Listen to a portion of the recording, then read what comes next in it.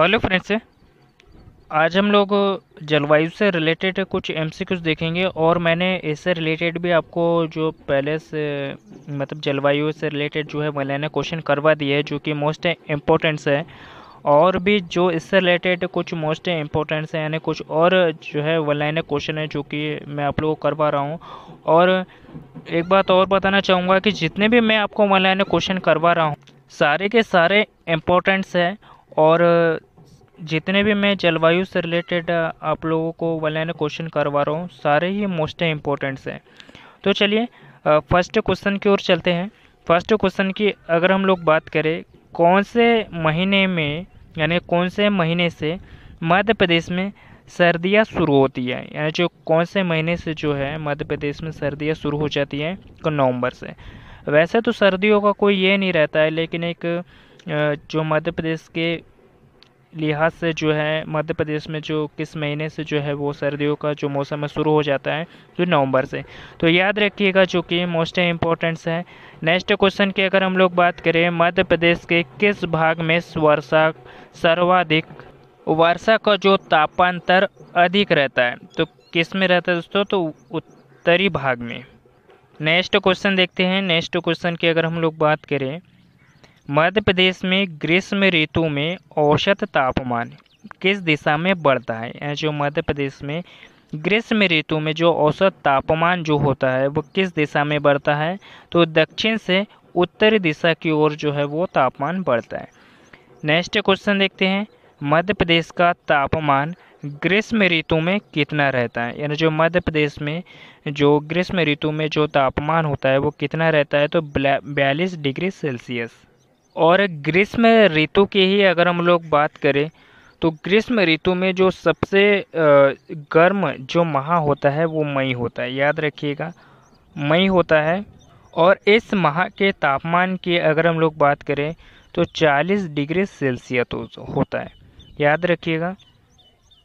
Next question देखते हैं मध्य प्रदेश का तापमान शीत ऋतु में कितना रहता है, यानी जो मध्य प्रदेश का जो तापमान है वो शीत ऋतु में जो है कितना रहता है, तो 14 डिग्री सेल्सियस।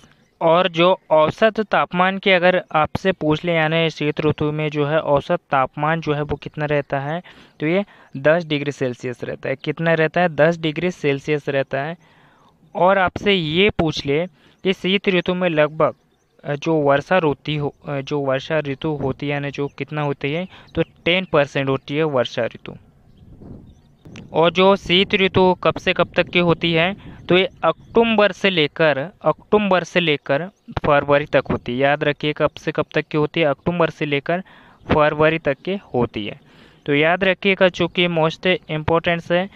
नेक्स्ट क्वेश्चन देखते हैं मध्य प्रदेश में सर्वाधिक या अधिकतम कितनी वर्षा होती है, यानी जो मध्य प्रदेश में सर्वाधिक या अधिकतम जो है वो कितनी वर्षा होती है, तो 140 सेंटीमीटर से लेकर 165 यानी 165 सेंटीमीटर तक के जो है सर्वाधिक और अधिकतम वर्षा होती है मध्य प्रदेश में।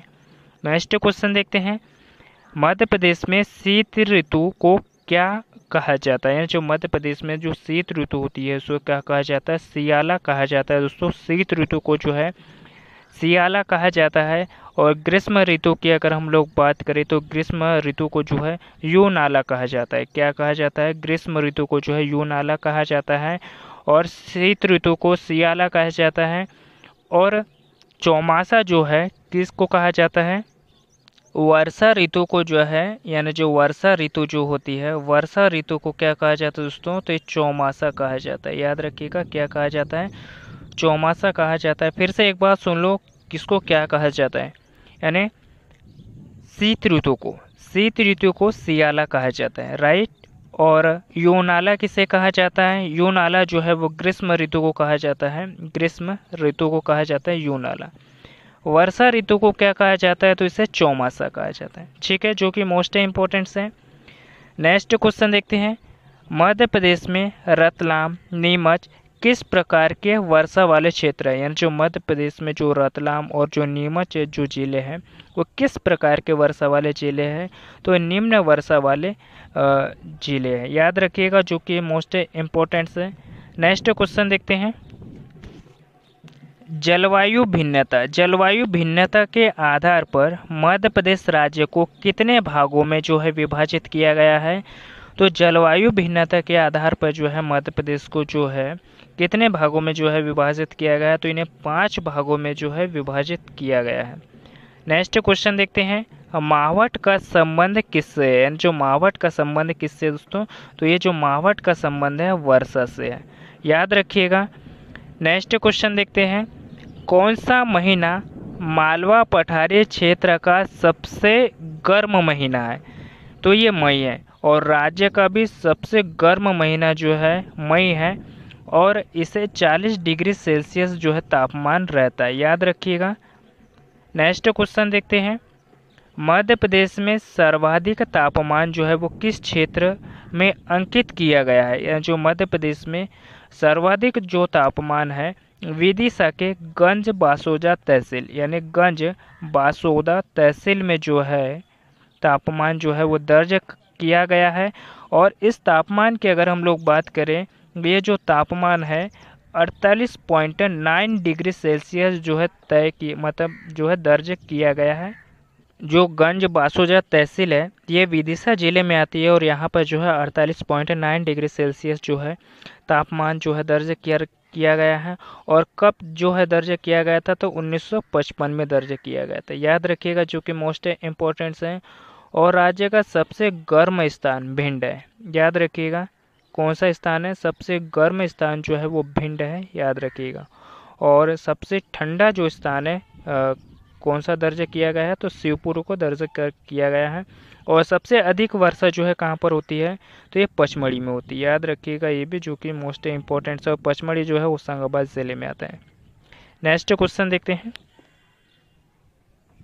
मध्य प्रदेश के किस क्षेत्र में बंगाल की खाड़ी और अरब सागर दोनों मानसूनों से वर्षा होती है? मध्य प्रदेश के किस क्षेत्र में बंगाल की खाड़ी और अरब सागर दोनों से ही वर्षा होती है? तो ये विंध्य पर्वतीय क्षेत्र में, याद रखिएगा। और मध्य प्रदेश में अगर आपसे पूछ ले कि सबसे ज़्यादा जो वर्षा होती है वो कहाँ से होती है? तो बंगाल की खाड़ी से होती है।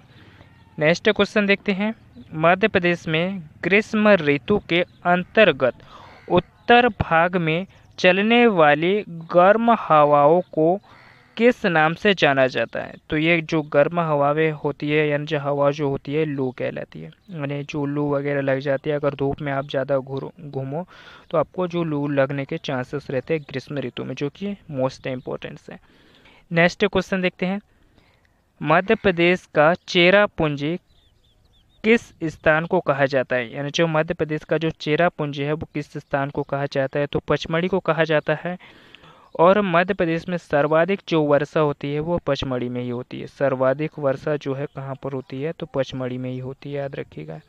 नेक्स्ट क्वेश्चन देखते हैं, मध्य प्रदेश में उप क्षेत्रीय मौसम केंद्र कहाँ पर स्थापित किया गया है? यानी मध्य प्रदेश में उप क्षेत्रीय जो मौसम केंद्र जो है वो कहाँ पर स्थापित किया गया है? तो जो भोपाल में स्थापित किया गया। नेक्स्ट क्वेश्चन देखते हैं, मध्य प्रदेश के उज्जैन जिले के डोंगला में स्थित अत्याधुनिक वेधशाला का नाम किस खगोल शास्त्री के नाम पर रखा गया है दोस्तों? तो ये आचार्य वराहमिहिर के नाम पर। और इसकी स्थापना जो है कब की गई थी? तो 2013 में जो है की गई थी, तो याद रखिएगा, जो कि मोस्ट इम्पोर्टेंट से है।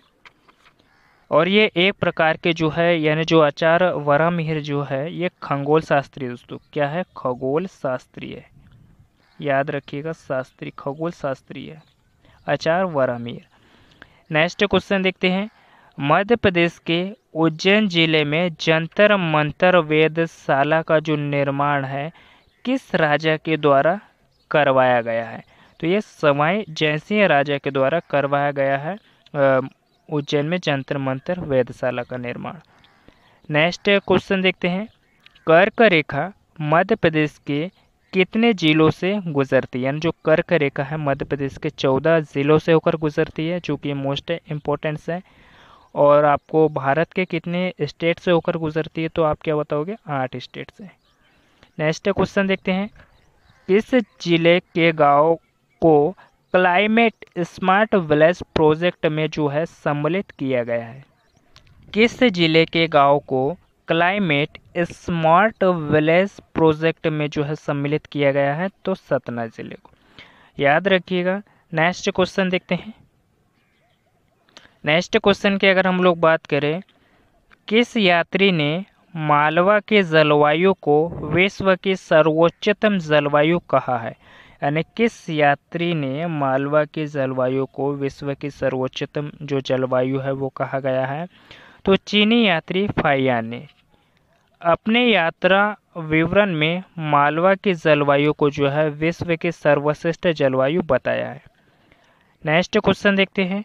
मध्य प्रदेश में औसत वर्षा होती है, यानी जो मध्य प्रदेश में जो औसत वर्षा जो है वो कितनी होती है? तो मध्य प्रदेश में जो वार्षिक औसत वर्षा जो है वो 1160 मिलीमीटर और अधिकांश जो वर्षा होती है जून से सितंबर के दौरान यानी दक्षिण एशियाई मानसून से प्राप्त होती है। तो याद रखिएगा, जो कि मोस्ट इम्पोर्टेंट है। और जितने भी मैंने आप लोगों को मध्य प्रदेश यानी जलवायु से रिलेटेड जितने भी आपको ऑनलाइन क्वेश्चन करवाए, सारे के सारे इम्पोर्टेंट से और मोस्ट इम्पोर्टेंट से क्वेश्चन है। और अपने दोस्तों के साथ भी शेयर कीजिएगा ताकि ये टॉपिक आपको पसंद आया है तो। और ज़्यादा से ज़्यादा इस वीडियो को आप शेयर कीजिएगा ताकि आपके दोस्तों लोगों की भी हेल्प हो सके। और कमेंट बॉक्स में ज़रूर बताइएगा कि ये टॉपिक आपको कैसा लगा। और मिलते हैं किसी नेक्स्ट टॉपिक पे। धन्यवाद।